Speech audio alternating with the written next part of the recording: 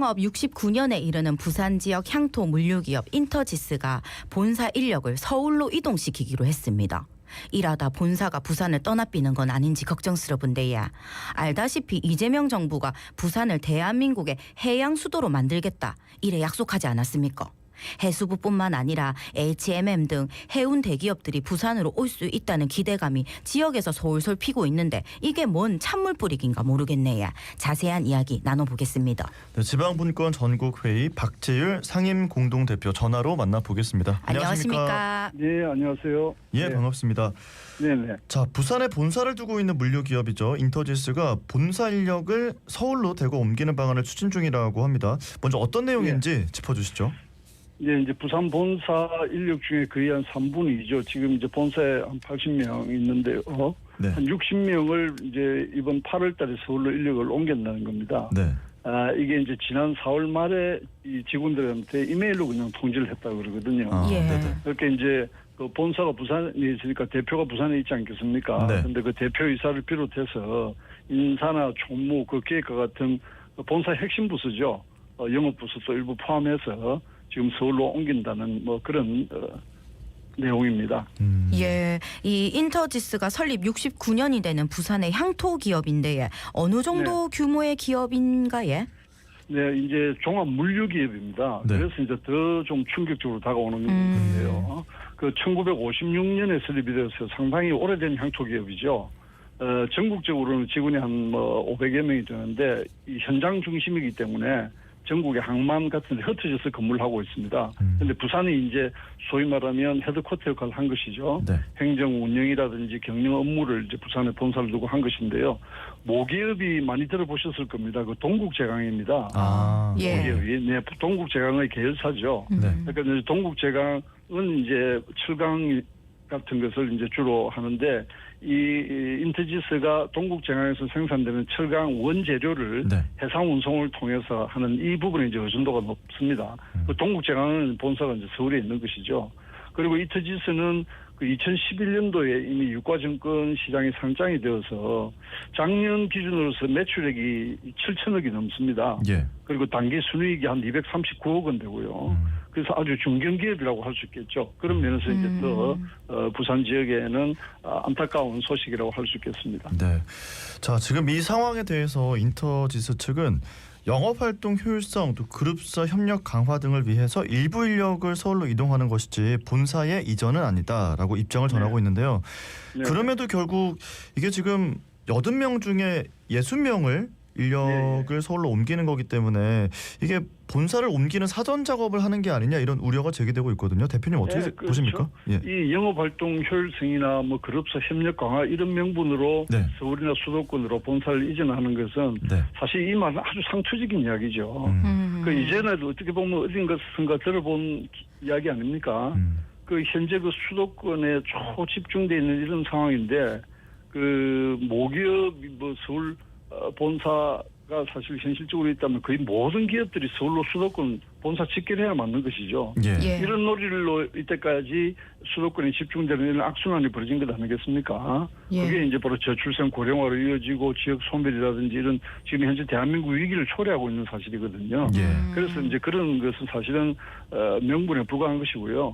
그 구체적 사실로도 변명에 불과한 것이 대부분의 본사 인력이 핵심 경영 지원 부서입니다. 대표이사를 포함해서 가버리면 예. 그게 사실 어떻게 본사라고 할 수 있겠습니까? 아마 그럴 수는 있겠죠. 주소만 형식적으로 부산에 남겨주는 그것은 사실 본사라고 하기 어려운 것 아니겠습니까? 그 껍데기 본사인 것이죠. 예. 그런 의미에서 이런 명분은 설득력이 있다고 할 수가 없겠습니다. 예, 본사를 옮기기 위한 사전 작업이 있을 수밖에 없을 것 네, 같은 그렇죠. 그런 우려가 네. 있을 수밖에 네. 없을 것 같다는 생각이 네. 들고요. 부산에는 선례가 있었습니다. 부산 상장 기업 중에 시가총액 1위였던 HD 현대 마린 솔루션이 먼저 인력만 수도권으로 옮긴 뒤에 결국 본사마저 이전하지 않았습니까? 네네네. 예, 그 뒤늦게 확인을 해서 본사가 이전될 때 또 무방비 상태였다 이런 이야기도 있더라고요. 이 부분 좀 예, 예. 말씀해 주신다면 예. 뭐 이제 H&M 그 이전도 사실상 대단히 이제 안타까운 상황이었죠. 예. 그런데 지금 이제 또 인터지스까지 지금 이렇게 연이어서 되는 상황인데 이 부분에 대해서 사실은 좀 더 일찍 좀 상황을 파악을 했더라면 아쉬움이 사실 있습니다. 그래서 이제 그런 부분에 대응이 좀 아쉬운 면이 충분히 있다고 보여줄 수가 있고요. 예. 이 지금 현재 이 지역 균형 발전 아주 중요한 상황에서 이런 것들이 계속 되풀이 되는 것은 이건 네. 부산시 차원에서도 적극적 대응이 필요합니다. 다만 이 사실 그 이런 것을 막을 수 있는 뭐 세제 지원이라든지 네. 뭐 재산세를 뭐 좀 더 달리 있게 조정한다든지 하는 부분에서 부산시 권한이 대단히 제한적이기 때문에 네네. 이거 좀 국가적 차원에서 어떤 특단의 대책이 없다면 사실상 앞서 말씀하신 뭐 지금 새 정부에서 해수부 이전이라든지 여러 가지 또 새 정부의 그 10대 핵심 공약에는 그 균형 발전이 들어가 있거든요. 그렇죠. 예. 이런 부분들을 사실 무색하게 만드는 것이기 때문에 특별한 좀 대책이 필요하다고 보여집니다. 네. 자, 그래서 이제 부산시도 뒤늦게 사태 파악에 나섰고 부산에 네. 남을 수 있도록 최대한 설득을 하기로 했다라고 들었는데 사실 네. 이미 이동 계획이 실행 중이어서 이걸 원점으로 돌리기는 쉽지 않아 보이거든요. 이게 또 민간 네. 기업이기 때문에 현실적으로 어떻게 붙잡아야 할지 붙잡을 방법을 어떤 걸로 생각하십니까, 대표님? 지금은 이미 사실 인터지스 부분을 뭐 그 원점으로 돌린다는 건 사실상 좀 어려운 상황이라고 보여지고요. 예. 다만 이제 이런 일이 재현되지 않도록 하는 것인데 가장 우선적인 것은 그 부산시가 이런 일을 미리 좀 파악을 하고 네. 또 선제적으로 대응하는 이런 좀 체계를 좀 시스템을 좀 점검할 필요가 있겠다 하는 생각이고요. 예.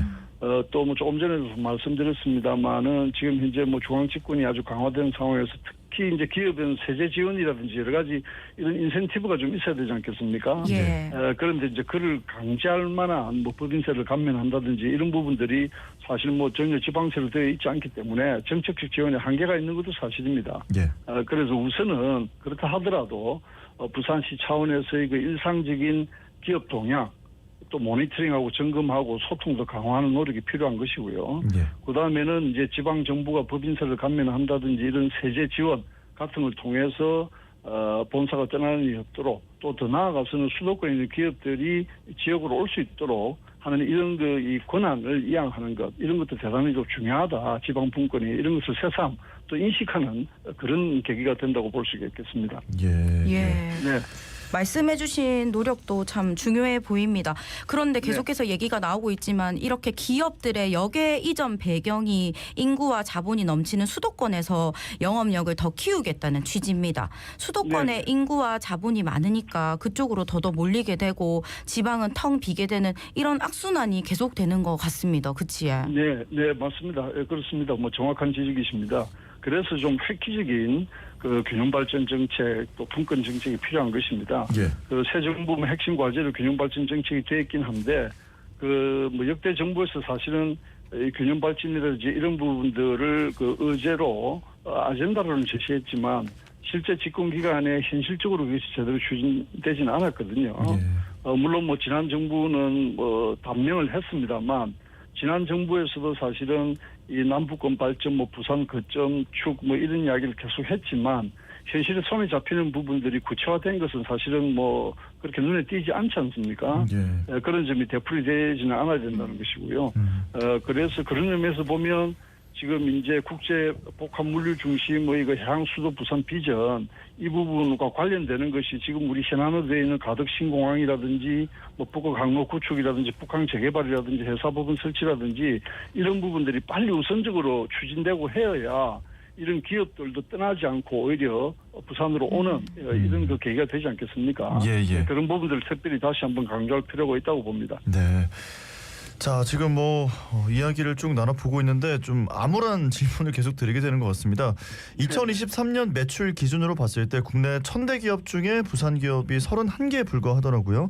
이 가운데 아까 이야기했던 HD 현대마린 솔루션 떠났고 에어부산은 통합이 예정이 돼 있고요. 또 인터지스까지 가면 1년 남짓한 상황에 3곳이 부산을 떠나게 되는 건데 이게 부산의 지금 현실을 보여주는 게 아닌가 싶어서 조금은 암울하게 느껴지거든요. 어떻게 보십니까?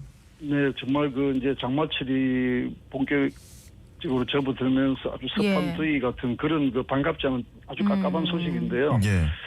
지금 뭐 HD 현대마린 솔루션 같은 경우는 그 뭐 21년도에 부산 본사 핵심 인력을 옮기고 나서 몇 년 뒤 이제 올해 3월달에 본사를 완전히 성남으로 이전한 것이거든요. 그렇죠. 예. 그러니까 부산에는 뭐 한 600명 중에 50명만 지금 남아 있는 상태입니다. 네. 그리고 뭐 에어부산은 그동안 저희들도 에어부산 부산의 거점 항공사로 분리 매각이라든지 이런 부분들을 참 오랫동안 지속적으로 주장해 왔는데요.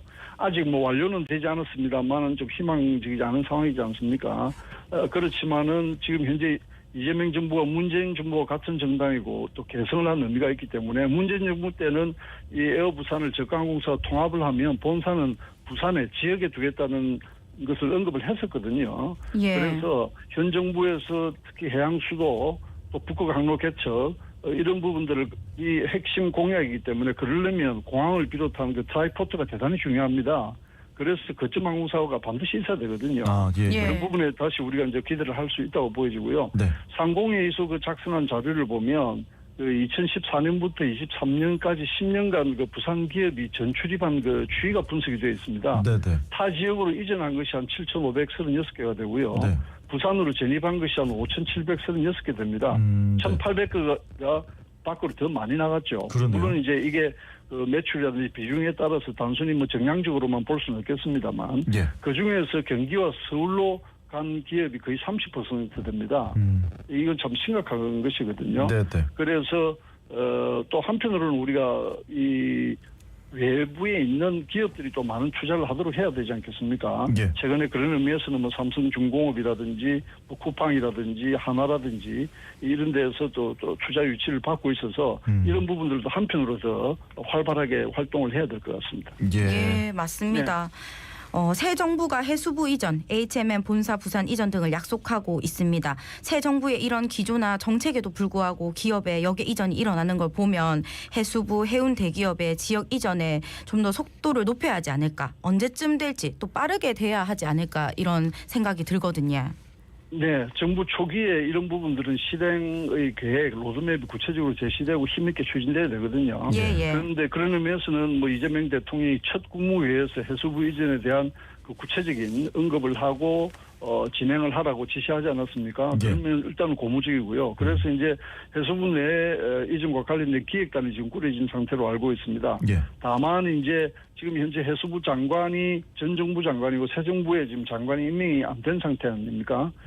그래서 빨리 해수부 장관이 또 임명이 되고 또 지금 신설하기로 한 새로 이제 다시 복구하기로 한 대통령실의 해양수산 비서관도 빨리 임명이 되어서 예. 이걸 실질적으로 추진할 수 있는 집행이 돼야 되는 거거든요. 네. 그게 이제 빨리 진행이 돼야 될 것 같고요.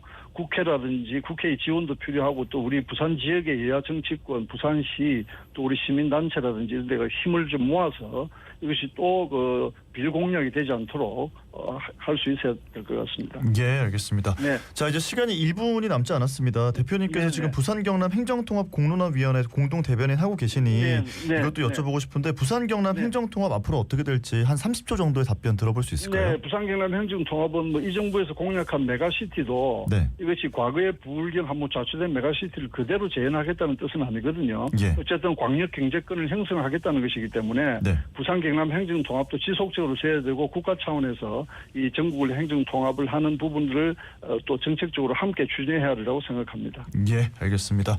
네. 오늘 말씀은 여기까지 듣고 보내드리겠습니다. 고맙습니다. 감사합니다. 네.